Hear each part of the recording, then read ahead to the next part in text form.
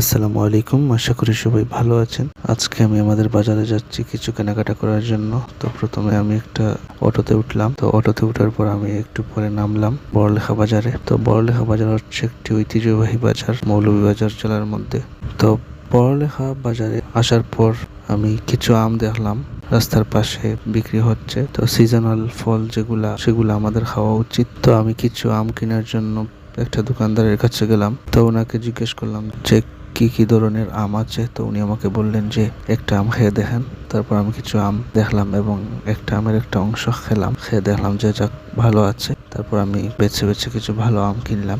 তো আমরা সাধ্যমতো আমাদের বাচ্চাদেরকে আমরা বাহিরের চিপস পটেটো এগুলা প্রসেস ফুড না খাওয়ালেই ভালো, কারণ এগুলো তাদের স্বাস্থ্যের জন্য অনেক ক্ষতিকারক বিষয়। তো আমরা সিজনাল ফল যখন যেটা আসে তখন সেটা আমরা খাওয়াতে পারি, এতে তাদের পুষ্টির চাহিদা পূরণ হবে এবং সুস্থতার জন্য খাবারই হচ্ছে গুরুত্বপূর্ণ বিষয়। অথচ আমরা বিভিন্ন ধরনের ভেজাল খাবার খেয়ে প্রসেস খাবার খেয়ে আমরা অসুস্থ হয়ে পড়ছি।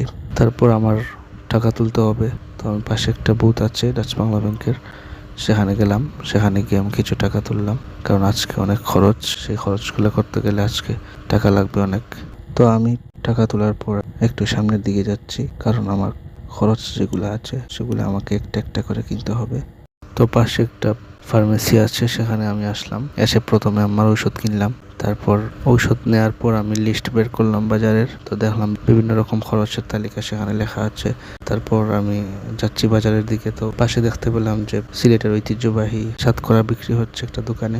তো আমি কিছু সাতকরা কিনলাম, কারণ সাতকরা দিয়ে গরুর মাংস আমাদের সিলেটের একটি ঐতিহ্যবাহী খাবার। তারপর সাতকরা কেনার পর আমি আস্তে আস্তে বাজারের দিকে যাচ্ছি, যেখানে গেলে আমি একসাথে সবকিছু পাবো, যেমন কাঁচা বাজার, মাছ, তারপর মুদির যেই আইটেমগুলো আছে সেগুলো সব এখানে পাওয়া যাবে। তো আমি সাতকরা কেনার পর আস্তে আস্তে যাচ্ছি বাজারের দিকে।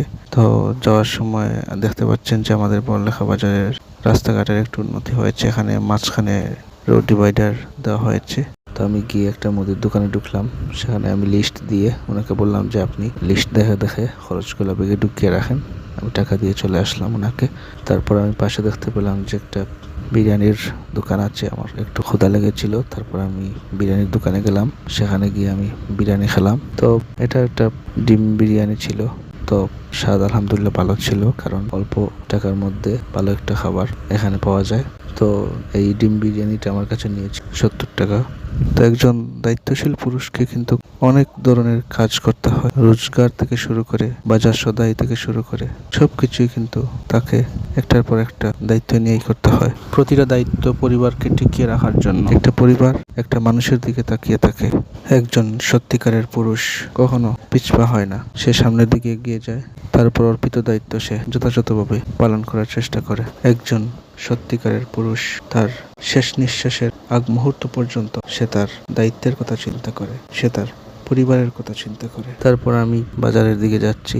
তো প্রথমে আমি ডিম কিনলাম। ডিম আমাদের জন্য খুবই উপকারী। তো ওনাকে জিজ্ঞেস করলাম যে কোনটার কত দাম। তারপর আমি বেছে বেছে কিছু ভালো ডিম কিনলাম। তারপর আমি মাছ বাজারের দিকে গেলাম। তো মাছ বাজারে অনেক ধরনের মাছ উঠেছে, আপনারা দেখতে পাচ্ছেন। এখানে বিভিন্ন ধরনের চাষের মাছ আছে, বিলের মাছ আছে, তারপরে বাহির থেকে আসে যেগুলো মাছ সেগুলোও আছে। তো আজকে আমি ইচ্ছা করলাম কিছু বিলের মাছ কিনবো। তো আমি ওনাকে বললাম যে মাছের দাম কত। তো উনি বললেন যে এত টাকা। তারপর আমি ওনার সাথে দাম কষাকষি করে একটা দামে আমি কিছু বিলের মাছ কিনলাম। তারপরে আমি মাছ কেনার পর সবজি কিনলাম। সবজি কিনে আস্তে আস্তে সব বাকি খরচগুলো যেগুলো আছে সেগুলো কিনলাম। কিনে আস্তে আস্তে বাড়ির দিকে রওনা হলাম। তো মানুষের রিজিকের ব্যবস্থা আল্লাহ রাব্বুল আলামিন এমনভাবে সাজিয়েছেন, যেখানে একটা মানুষ ঘুরে ফিরে আরেকটা মানুষের রিজিকের কারণ হয়ে যায়।